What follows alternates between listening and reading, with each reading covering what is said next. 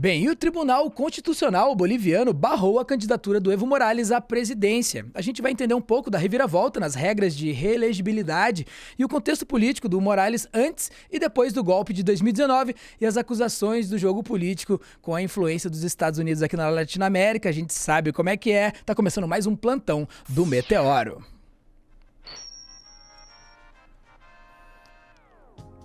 E para falar sobre todo esse apanhado de assuntos sul-americanos, estou aqui com Carla Burgoa. Olá, Carla. Tudo em cima? Oi, gente. Tudo bem? Explica pra gente o que está acontecendo na Bolívia. Bom, na Bolívia, uma intensa luta pelo poder está em curso mais uma vez, né? Como todas as políticas latino-americanas, todo esse contexto político é cheio de lutas, embates e intervenção imperialista. Bom, mas dessa vez o embate ele é um pouco diferente, porque se em 2019 a extrema-direita e a esquerda estavam nesse embate em que a extrema-direita tentou dar um golpe de Estado no país, dessa vez o embate é um pouco diferente, porque está sendo protagonizado pelo mesmo lado. Digamos que o mesmo partido está em conflito interno. É o Evo Morales e o Lúcio Arce. E aí, para falar um pouco sobre esse embate, sobre esse contexto, a gente tem que falar um pouco sobre 2019, né? Que foi quando houve o golpe de Estado, aquela grande estabilidade política que aconteceu na Bolívia no período das eleições. Para falar sobre esse golpe um pouco, para quem não acompanha tanto assim as eleições na Bolívia, o Evo Morales, ele era presidente há mais de 10 anos, ele ia para o seu terceiro mandato. E ele, em 2016, ele montou uma constituinte para saber se as pessoas apoiariam que ele se candidatasse novamente.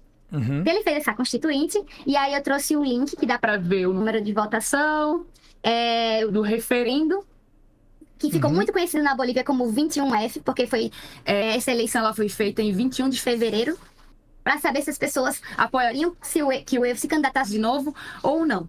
E por uma diferença muito pequena de votos, se você conseguir abrir o link, você vai ver que foi uma pequena diferença.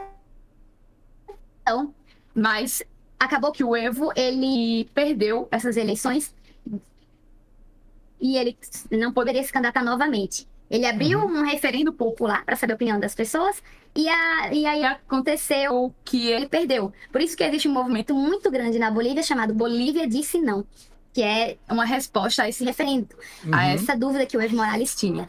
Contudo, a Constituição boliviana tem um artigo que abre margem para que seja interpretado que toda pessoa possa se candidatar a um cargo político, porque fala que se candidatar seria um direito humano. E ele, como uma pessoa humana, poderia se candidatar.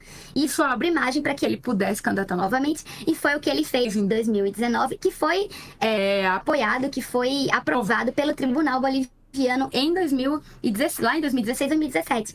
Então, em 2019, ele volta para se candidatar novamente. O Evo Morales é do Partido MAS, Movimento para o Socialismo, um dos maiores movimentos que existem lá, que tem mais força lá na Bolívia. E acabou que ele acabou ganhando novamente as eleições. E com isso, houve um grande período, uma crise instável política na Bolívia entre a esquerda e a extrema-direita, em que as pessoas estavam apoiando o Evo de um lado e de outro lado as pessoas estavam detonando, falando que ele era um candidato ilegítimo, que ele não poderia estar se candidatando e que por isso as pessoas não o apoiavam, chamando ele de ditador. Enfim, estava uma Bolívia bem dividida entre as pessoas que apoiavam fervorosamente o Evo por tudo que ele fez ao longo desses anos, e mudou a Constituição, aplicou políticas públicas, ele transformou a Bolívia em uma outra Bolívia, mas também tinha um outro lado, de as pessoas que não queriam que ele se candidatasse novamente. E aconteceu que ele sofreu uma pressão política e social enorme, em que ele foi levado a renunciar ao cargo. E aí a gente tem o vídeo, né? A gente tem o vídeo aqui dessa... Posso colocar na tela? Pode sim. Então vamos lá. Vamos ver esse vídeo aqui.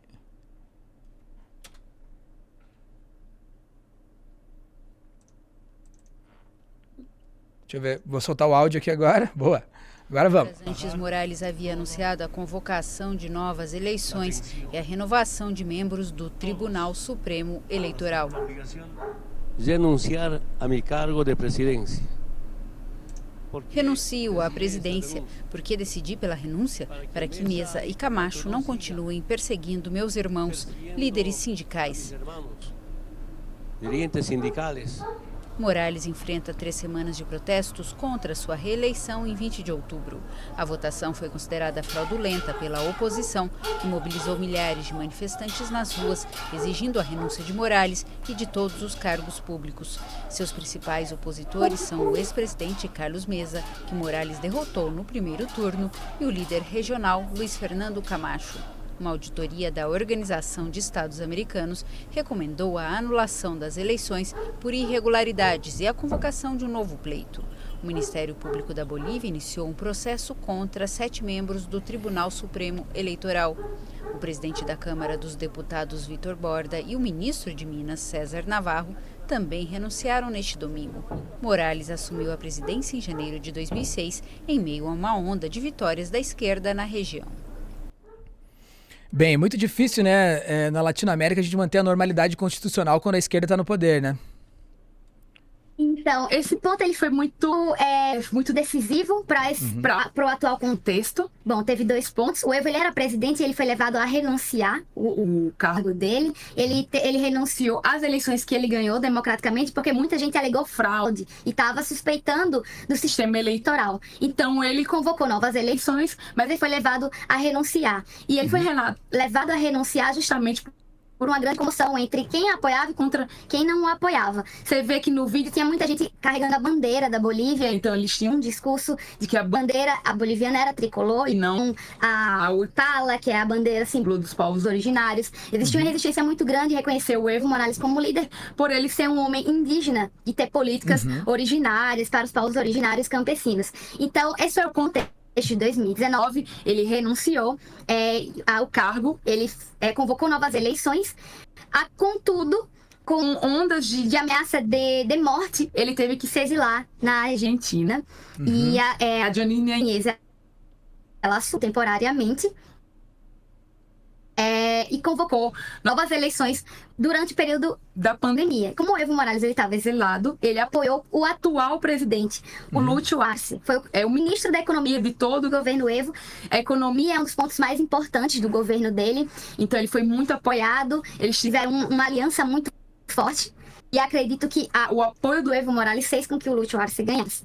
E tem várias matérias, várias manchetes a respeito disso, de que muita gente falava que o Evo, na verdade, que mandaria no governo Arce, porque o governo Arce tem os mesmos ideais e as mesmas políticas do governo Evo. Seria uma continuidade do processo de câmbio que é conhecido na Bolívia, o governo do Evo, o processo de mudança.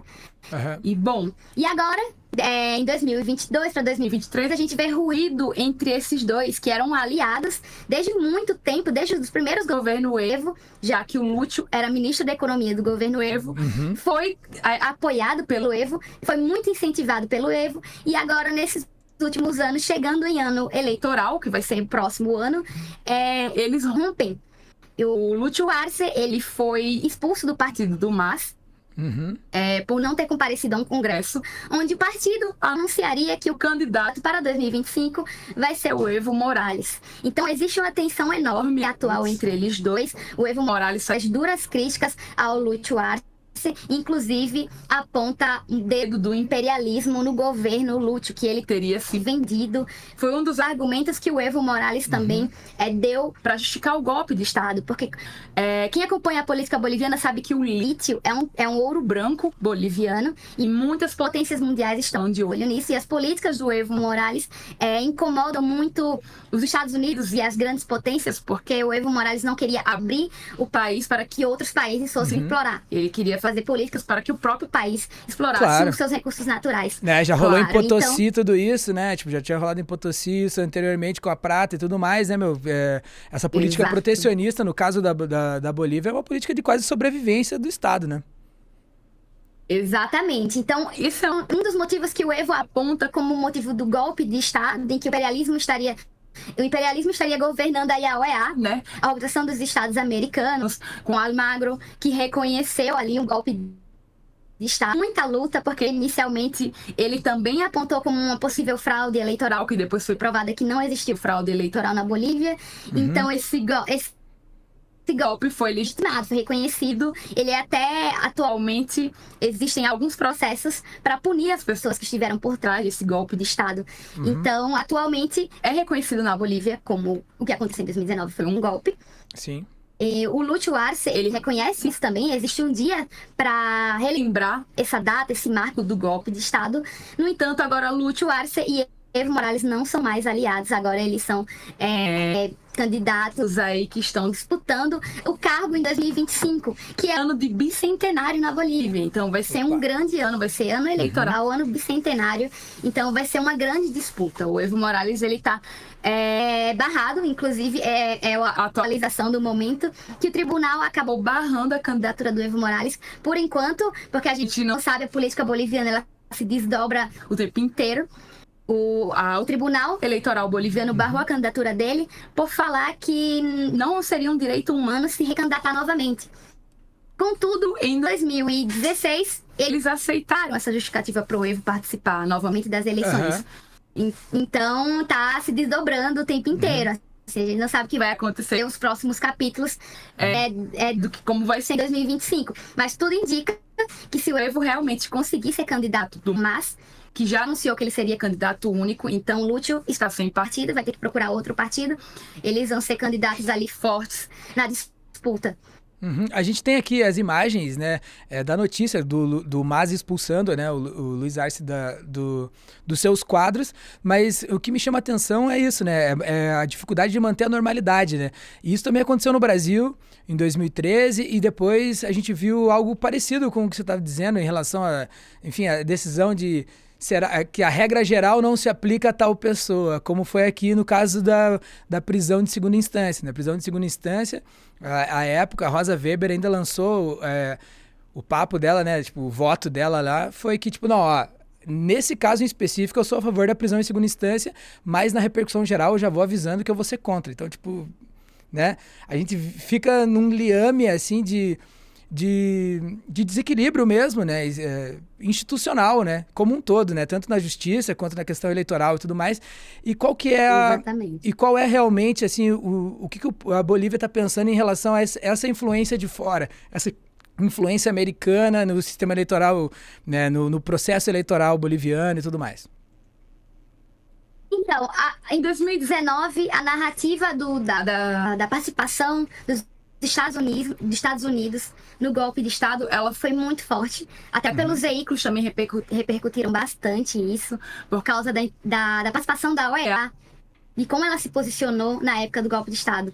Agora tá mais fraco isso, eu acredito que em 2025 isso possa ser mais investigado, seja mais compartilhado, seja mais a fundo, mas até o momento quem aponta isso novamente é o Evo Morales. No entanto, a gente não tem nenhuma prova, a gente não tem nenhum indício realmente que foi comprovado pela mídia, mas o Evo Morales, ele tá falando que o Lúcio, ele foi comprado pelo imperialismo novamente, pelas pessoas, as potências que estão de olho nos recursos naturais da Bolívia, e como você citou, já aconteceu em Potosí. Potosí, departamento da Bolívia, inclusive é onde meu pai nasceu, era uma das cidades mais ricas da América Latina, foi saqueada pela coroa espanhola e ficou sem nada. Então, esse é o medo que os bolivianos têm novamente. Mas esse protecionismo boliviano tem a ver com sobrevivência, tem a ver com soberania. Então, enfim, a gente acompanha aí mais informações nos próximos capítulos aqui com Carla Burgoa. Muito obrigado, Carla. Tem mais algum adendo para fazer hoje? Muito obrigada pelo convite, espero voltar aqui com vocês. Vamos acompanhando aí a política latino-americana, a política boliviana. Valeu, galera. É isso aí mesmo. Foi mais um plantão do Meteoro. Estive hoje com Carla Burgoa. Siga então Muco Tinte aqui, o arroba dela também, o Guarriro e o canal do Meteoro. E a gente se vê no próximo plantão. See you later. Quer dizer, falamos de política latino-americana, vamos de hasta la victoria siempre. Ai? Ai.